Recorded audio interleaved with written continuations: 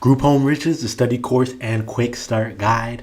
Today we have a quick one, but it is nonetheless important. And we are talking about payment processors, and I like to call this accept everything. Why this matters. Here's the thing: people love to get out of paying for things, and everybody can think of a story like this. You're driving someone somewhere, and you tell them, that they have to pay gas money. And then what do they do when you get to the location? They're like, "Oh, man, I thought I had cash on me. I only have card," right? And you're like, "Oh, man." And there's no debit machine close, and it's not even worth the hassle because it's only gonna be like $5 or $10 anyway. So you're like, whatever, you let it go.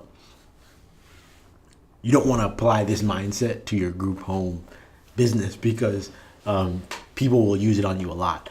And I'll never forget when Square readers came out and you could use your phone to take credit card payments, because then all those people who try to get out of gas money, it's like, "Oh, you only have card? Oh, no problem. Here it is." Bam, swipe their card, and you just like that, they paid you, and they never saw that coming because you were prepared. So this is one of those things that we stress this because you have to be prepared for any situation that comes up.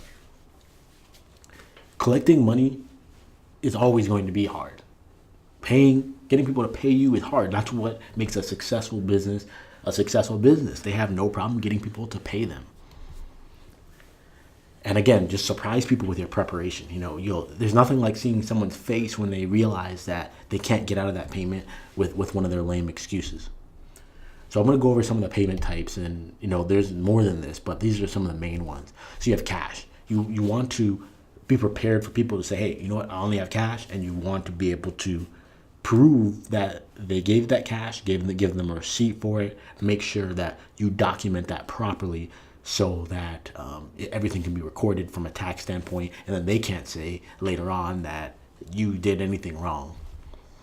Credit card. This is a big one. Credit card. Like the amount of times people say they only have the cards, or you got to remember, sometimes people's friends pay for them or their family members pay for them, and they only have cards, and they're honest. And they're like, "No, I seriously plan on paying you, but I only have a card on me." Get a payment processor. There are so many. QuickBooks has one now that you can hook up straight up to your phone. Like I said before, you have Square. There's tons of different ones. I think Bank of America has one now that you can just use through your phone. There's tons of them. Then obviously there's more complicated ones, but there's ones that you just hook up to your phone. Obviously you're gonna lose a bit of a fee, but I would rather lose 3% of $500 than not get the whole $500 to begin with. Or like that's just an easy choice. And then you have check. You want to have a process for how you want checks to work. So if someone is planning on paying with check, that check needs to clear for first. So that means if rent is due on the first, that means checks need to be there at least a week in advance.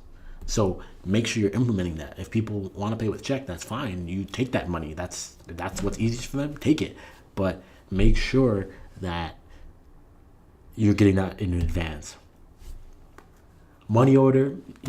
I don't think this one happens as much, but still, just be prepared for it. Know how money orders work. And maybe you don't even want to accept money orders. That's something that obviously you can make that decision. But I say take every payment. If someone has money they can give you, take it in any format they can get it to you, especially with this population. Stripe. This is more for internet sales. So I would make it so that people can pay online, because then if someone is getting a friend to pay for them, they don't have to drive to the group home or your office or whatever. You just say, "Hey, here's what's their email address." You email them the link, they pay online, and that's that. Again, make it easy for people to pay. You want to think of it from other people's perspective too, or how it feels for you when you go to a really good restaurant. I've had this happen to me. You go to a really good restaurant, you're so excited to get the food, and then they tell you they don't take cash, or they don't take card, or whatever form of payment you have, they don't accept it. And you're like so frustrated because you can taste the food in your mouth. Sometimes people really do genuinely want to pay. Make it easy for them. PayPal is another way. PayPal is a lot of businesses operate their invoicing through PayPal. If someone has a PayPal account, fine. Get that PayPal, get their email address that's attached to that PayPal, and invoice them that way. Then you have Venmo, and there's other apps that are like this. I think there's one called Cash These are apps that allow you to send money through your phones. I don't think there's going to be a lot of people in group homes paying this way, but still, you never know. Again, you'll have friends and family members paying a lot of times. Get paid any way you can. And again, go through these with people. If someone says, hey, I don't have cash on me, say, hey, do you have a credit card? Do you have a check? Do you want to pay online? Do you have money order? Do you have PayPal, Venmo? Go through it all and make sure that you have all your bases covered. So what does success look like? You get paid. That's an easy one, right? That's obviously going to make you happy. They don't have to work hard to pay you. That's going to make them happy. Everyone wins in this situation. It's really pretty self-explanatory. But, in terms of our membership site, this is the type of things that we go through and make sure that you have covered.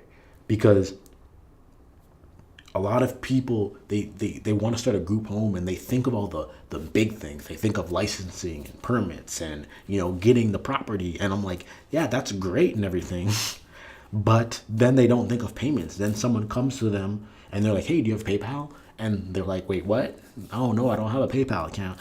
And then they're thrown off guard. And it's like, no, be prepared. So this is why I strongly suggest if you're serious about starting a group home, you go and get in the membership site and you use the membership site to make sure you're not missing anything. So you're maximizing your profits and making as much money as possible.